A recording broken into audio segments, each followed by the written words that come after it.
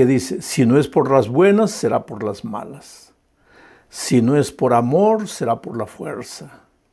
Bueno, esa es una expresión bien humana. Quiere decir, se nos acaba la paciencia, entró la ira, Si no es por las buenas, es por las malas. Y a veces cuando pensamos en Dios, pensamos desde nuestra perspectiva humana en esa actitud divina. Eso no existe, querido.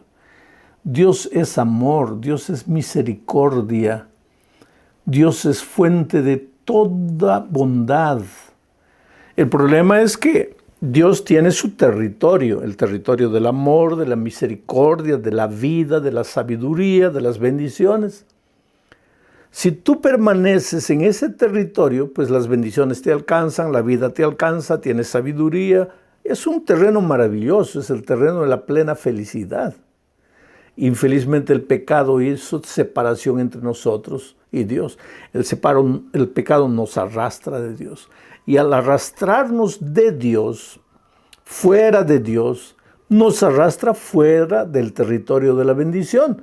Y este es el territorio del dolor, de la injusticia, de la violencia, del desamor, del orgullo, del pecado, de los vicios, la miseria, en fin.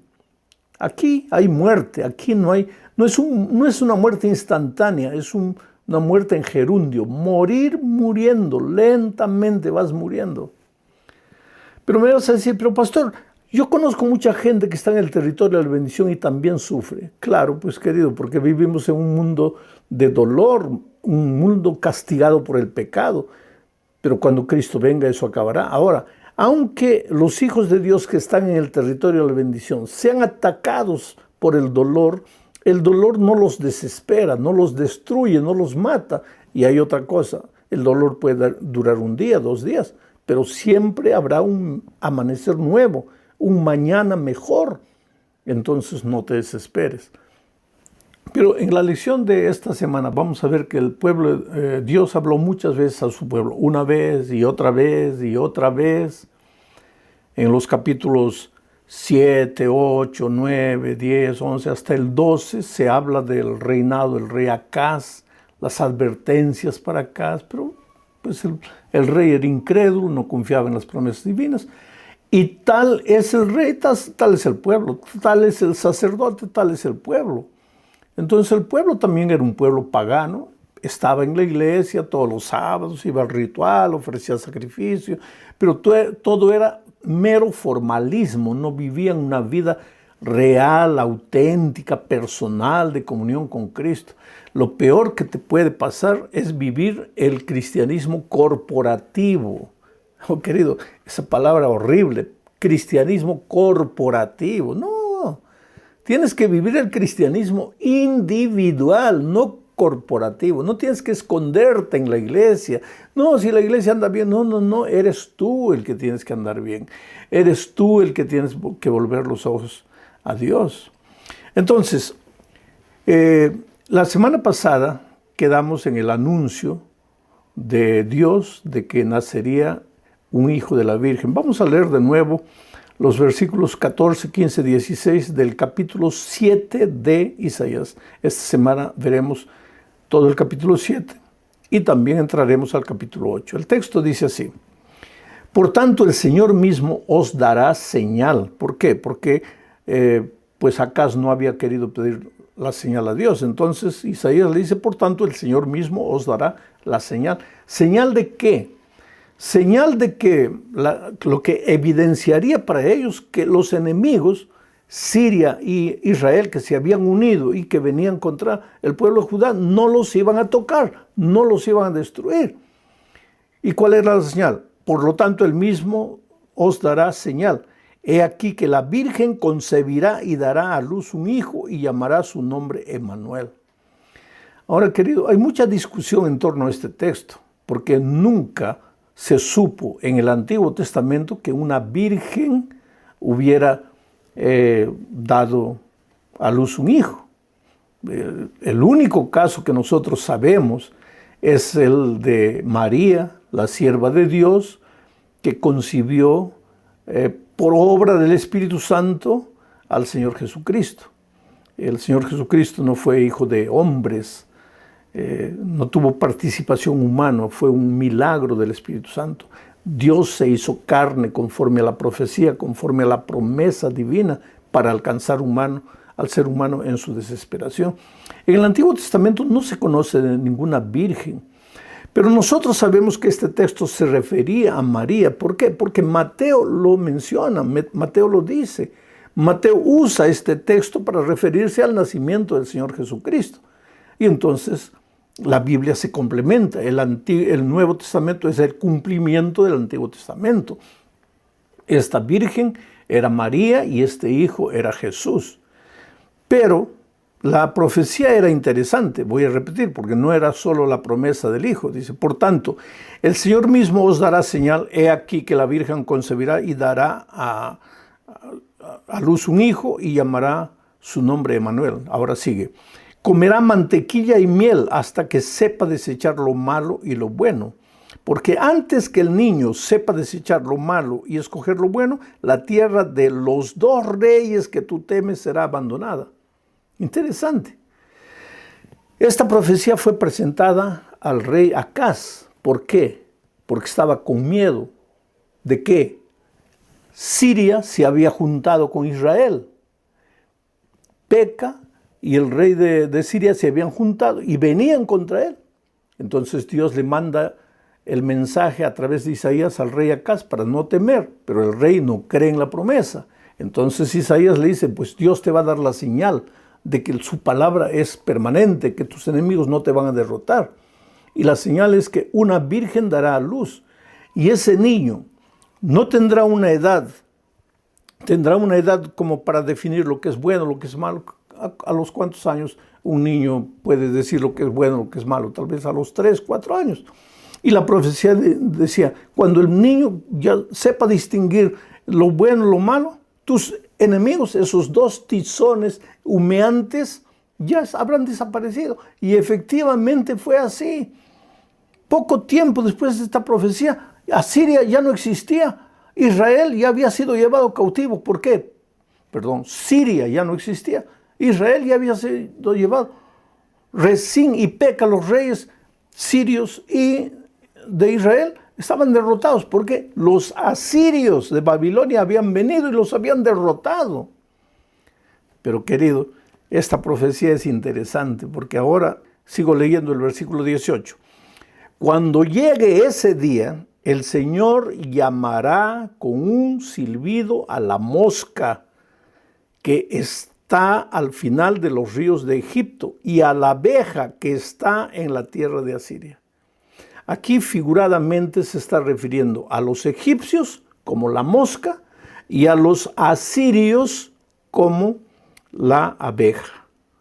Abejas y moscas inundarán esta tierra. Quiere decir, los asirios vendrían del este y los del sur subirían los egipcios. ¿Para qué? Para destruir al pueblo de Judá. Versículo 19. Y estas vendrán, moscas y abejas, estas vendrán y acamparán en todos los valles desiertos y en las grietas de las piedras y en todos los zarzales y en todas las matas. O sea, los enemigos, los ejércitos enemigos harían una destrucción completa en el pueblo de Judá. Cuando llegue ese día, dice el versículo 20, el Señor traerá al rey de Asiria que habita al otro lado del río y ese rey será como una navaja alquilada. Y aquí ya se está refiriendo a Nabucodonosor. Ese rey será como una navaja alquilada con la cual les rapará la cabeza y el pelo de los pies y hasta la barba. Cuando llegue ese día, quien críe una vaca y 2 ovejas comerá mantequilla, pues será mucha la leche que le darán. Sí, quien quede con vida en el país ciertamente comerá miel y mantequilla. Cuando llegue ese día, el campo donde había 1000 vides con valor de 1000 monedas de plata será un campo de espinos y cardos. Irán allá con arcos y flechas porque toda la tierra estará llena de espinos y cardos. Por temor de los espinos y cardos, nadie irá a ninguno de los montes antes cultivados con azada, porque solo servirán como pastizales de bueyes para que los ganados los pisoteen. O sea, ¿qué es lo que está haciendo Dios aquí? Dios envía a Isaías a hablar con el rey Acaz, porque el rey Acaz, pagano, idólatra, adorador de dioses falsos, se había apartado de Dios y estaba llevando a la ruina al pueblo de Judá. Ahora venían los sirios unidos con los de Israel a atacarlos y Judá estaba desesperada, temblando como árboles cuando soplados por el viento. Pero Dios le manda un mensaje de esperanza. Sin embargo, el rey no cree, no confía. Dios le anuncia la solución en un niño que nacerá de una virgen. Le dice que cuando ese niño estará pequeñito todavía, sus enemigos ya habrán sido destruidos, pero el rey no cree. El rey está de ojo en Asiria, de Babilonia, queriendo que tal vez ellos me van a ayudar para enfrentar a estos enemigos que vienen. Pero Dios le dice, no confíes en los hombres, confía en mí. Sin embargo, pues el rey de Judá no cree, no confía en Dios. Entonces Dios le profetiza a través de Isaías. Le dice, tú estás mirando a Babilonia, tú estás mirando a Asiria como la posible solución para la invasión de estos dos enemigos que son tizones humeantes para mí. Pues te digo una cosa, va a llegar un día en que ese Babilonia a quien tú estás mirando, queriendo que te ayude, va a venir y te va a destruir. Del sur los egipcios van a invadir tus tierras, pero el que te va a hacer daño mismo son las abejas de Babilonia. Ellos van a venir, van a inundar tu tierra, van a dejar todo desolado, pero mi remanente, mi pueblo fiel, comerá leche y miel. La tierra que fluye leche y miel, esa expresión se refiere a las bendiciones de Dios. ¿Qué es lo que Dios está queriendo decir? Hijo, en este mundo el dolor puede tocar a todos los seres humanos, inclusive a los cristianos. Pero mis hijos finalmente comerán leche y miel. Abriré las ventanas de los cielos, derramaré bendiciones hasta que sobreabunden. Oh querido, no te desesperes. Y ahora esto que te digo no es palabra bonita de predicador. ¿Tú crees que yo no he pasado por momentos difíciles en mi vida? Yo como ministro, tanto en mi obra ministerial como en mi vida personal, yo tengo una esposa, yo tengo hijos y hoy día yo tengo nietos. ¿Tú crees que yo no me preocupo por ellos? Que no hay momentos en que a veces veo a un miembro de mi familia cometiendo o tomando decisiones equivocadas. ¿Y qué hago yo? Sufro.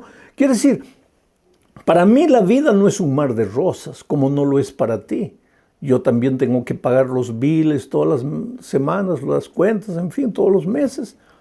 Pero ¿qué es lo que Dios te está diciendo? Hijo, mientras vivas en este mundo, pues puede venir el viento de aquí, el viento de allá, el enemigo de aquí, el enemigo, el otro se puede asociar con el otro, te pueden amenazar. Pero tú confía en mí. ¿Acaso no he hecho que una virgen haga nacer un niño? Y ese niño es Emmanuel, Dios contigo, yo nunca te dejo. Hay solución para tu vida, no estás arruinado, no estás desesperado. Eso es lo que te digo, querido. Confía en lo que te estoy diciendo, porque lo que te estoy diciendo no es palabra humana, es palabra divina. Estoy leyendo el texto. Todo el mundo estará desolado, pero tú no, porque tú eres mi remanente, tú eres mi hijo fiel.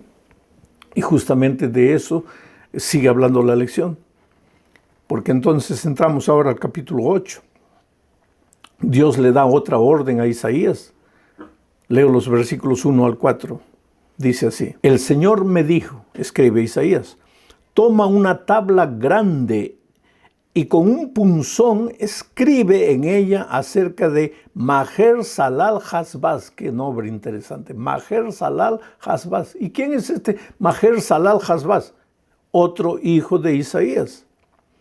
Dice así: como testigos confiables, escribe Isaías, reuní conmigo al sacerdote Urías y a Zacarías, hijo de Jeberequías, Luego me allegué a la profetisa, la cual concibió y dio a luz un hijo.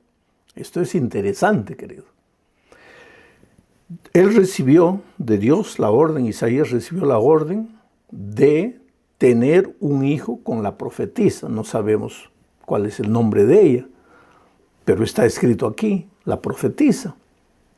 Pero él no simplemente fue y convivió con la profetisa. Y aquí hay una lección valiosa. Él llamó a los testigos, hizo un matrimonio correcto. Porque aunque la cultura de nuestros días dice que puedes vivir con una mujer un año, después otro año con la otra, con la otra, con la otra. No, querido, la cultura puede cambiar estilo de comida, estilo de ropa, estilo de cabello, estilo de zapato, hasta estilo de música, puede cambiar lo que cree, pero la cultura no puede cambiar principios. Y lo que es principio, y los 10 eternos principios de Dios están en su sagrada ley.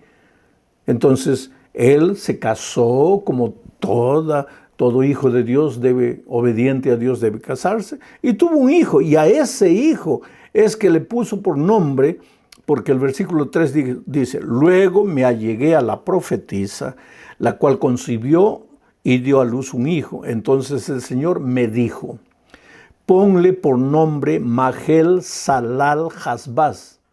Ya Isaías había escrito en cartaces grandes por todos los lugares, está difícil el nombre, Maher-Shalal-Hash-Baz. Yo no sé, cuando los muchachos estaban jugando ahí de chiquitos, ¿cómo le llamarían a Maher-Shalal-Hash-Baz? Oh, Maher-Shalal-Hash-Baz. Yo creo que tendría un nombre familiar que todos le llamarían, una especie de apodo, de short name, lo que sea. Pero ese Maher-Shalal-Hash-Baz tenía un propósito, porque era un mensaje. ¿Y qué mensaje era ese? El mensaje. Porque antes que el niño sepa decir Padre mío, ese niño, y Madre mía, antes que diga, la riqueza de Damasco y los despojos de Samaria serán llevados ante el rey de Asiria. Una vez más viene la promesa de Dios. Ese tu hijo, que quiere decir, viene el enemigo para devastar todo. Ese es el nombre de Maher-Shalal-Hash-Baz. Viene el enemigo para acabar con todo. Antes que ese niño empiece a hablar, tus enemigos ya habrán sido derrotados. Cree en eso. Pero pues el rey era contumaz y no creía. Se llamaba Acaz, pero era contumaz, terco, hundido en la cultura de sus días, idólatra. Se acordaba de Dios en los momentos difíciles, pero no era capaz de creer. Y Dios le coloca ahora, a través de la vida del hijo de Isaías, ese nombre, Maher-Shalal-Hash-Baz, que diciendo, arrepiéntete, porque si no te arrepientes, el enemigo viene y te va a despojar, se va a llevar todo. Pero él no hace caso a nada. Leo más, Isaías capítulo 8, versículos 5 al 7, dice, el Señor me habló una vez más y me dijo, este pueblo, dirigido por Acaz, rechazó las aguas de Siloé, que quiere decir paz. Rechazó las aguas de Siloé, porque Dios estaba ofreciendo paz. Dios le estaba ofreciendo protección. Cree en mí, yo acabo con tus enemigos. Pero dice así, este pueblo rechazó las aguas de Siloé, que corren tranquilas, y se sintió feliz con Rezín y con el hijo de Remalías. Por lo tanto, el Señor hará que los inunden por completo las impetuosas y abundantes aguas del río. Es decir, hará que el rey de Asiria los inunde con todo su poder, y ese rey cubrirá todos sus ríos y rebasará todas sus riberas. Dios te llama con amor, querido. Ahora no digas Dios te llama por las malas, porque Dios no llama a nadie por las malas. Dios te llama con amor, te ofrece Siloé, la paz. Pero si tú no quieres, y voluntariamente, y tercamente, y rebeldemente te vas a la tierra del dolor, abandonas el territorio del amor, pues solito vas a sufrir las consecuencias. Y cuando estés llorando, cuando tus enemigos te hayan derrotado, cuando estés en la miseria, los que no entienden el evangelio te van a decir, estás siendo castigado por tus pecados. Dios no te está castigando por tus pecados.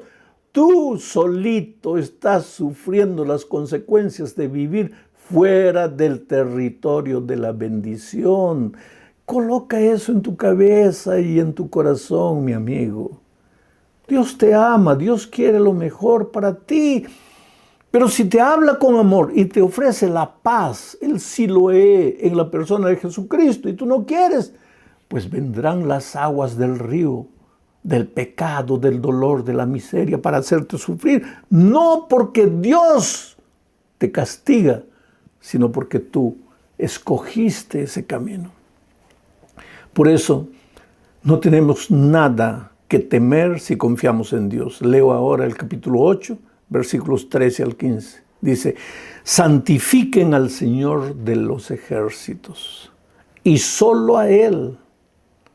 Hagan solo un santo de Dios, solo Él. Que Él sea para ustedes la única razón de su temor. Hagan de Él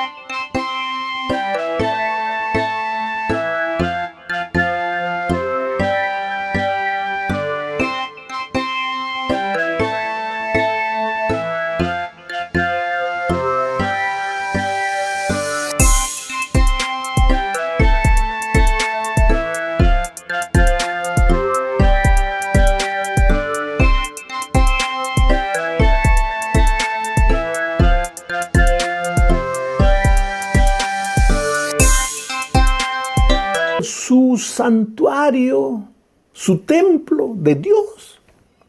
No hagan solo del templo de ladrillo y cemento, su templo, su santuario, que sea el propio Dios. Vayan al templo, sí, pero para encontrarse con Dios. No vayan al templo para encontrarse con los amigos, para disfrutar de una programación bonita. Vayan al templo para encontrarse con Dios. Que hagan de Él su santuario. Pero para las dos casas de Israel será una piedra de tropiezo que los hará caer, y para los habitantes de Jerusalén les será una trampa, una red. ¿Qué les será una trampa? El santuario, porque se engañarán, pero creerán que porque cumplen el ritual, porque van al templo y están bien, se olvidaron de hacer de Dios su santuario. Quiere decir que puede ser una trampa pensar que porque vamos a la iglesia y cantamos y nos emocionamos, ya estamos bien, cuando en realidad debemos ir al templo, al santuario, para encontrarnos con nuestro verdadero santuario, que es el Señor Jesucristo. Por eso en la tierra nueva no habrá santuario. ¿Por qué? Porque el Señor Jesucristo estará con nosotros. Él es nuestro santuario. ¿Y cómo será nuestro santuario en la tierra nueva si no aprendimos a hacer de Él nuestro santuario en esta tierra? Sigue diciendo la profecía, muchos de ellos tropezarán y caerán y serán destrozados y se enredarán y quedarán apresados. ¿Quiénes? Los que no hicieron del Señor Jesucristo su santuario. Entonces este es un llamado, querido, a salir de la religiosidad formal, artificial, mecánica, para vivir una experiencia de vida con Dios. ¿Cómo podría hacerles entender esto, querido? El disfrutar de las bendiciones, disfrutar de paz, el vivir la vida plena en esta tierra, es simple desde el momento que hayas entendido que tienes que vivir en el territorio de la bendición con el Señor del santuario, pero separado de Dios.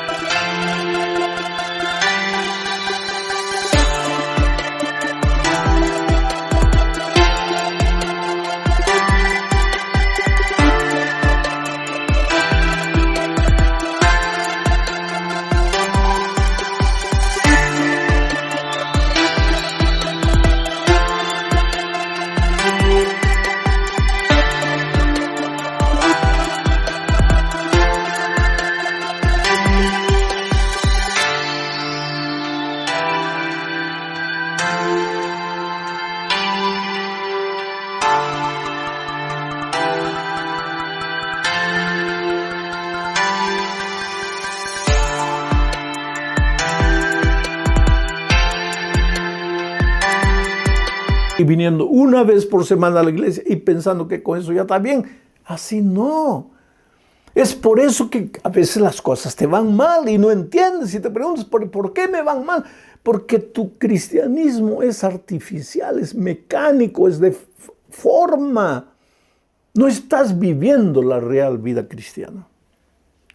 Termino el comentario de hoy hablando de la terrible desgracia del pueblo de Judá, porque en lugar de volverse a Dios y de escuchar todos estos consejos, se volvió a los espiritistas a consultar con los muertos acerca de los vivos.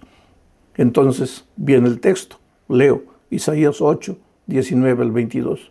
Y si os dijeren, preguntad a los encantadores y a los adivinos que susurran hablando, responded. ¿No consultará el pueblo a su Dios? ¿Consultará a los muertos por los vivos? A la ley y al testimonio. Si no dijeren conforme a esto, es porque no les ha amanecido. Y pasarán por la tierra fatigados y hambrientos. Y acontecerá que teniendo hambre se enojarán y maldecirán a su rey y a su Dios, levantando el rostro en alto. Y mirarán a la tierra, y aquí tribulación y tinieblas, oscuridad y angustia.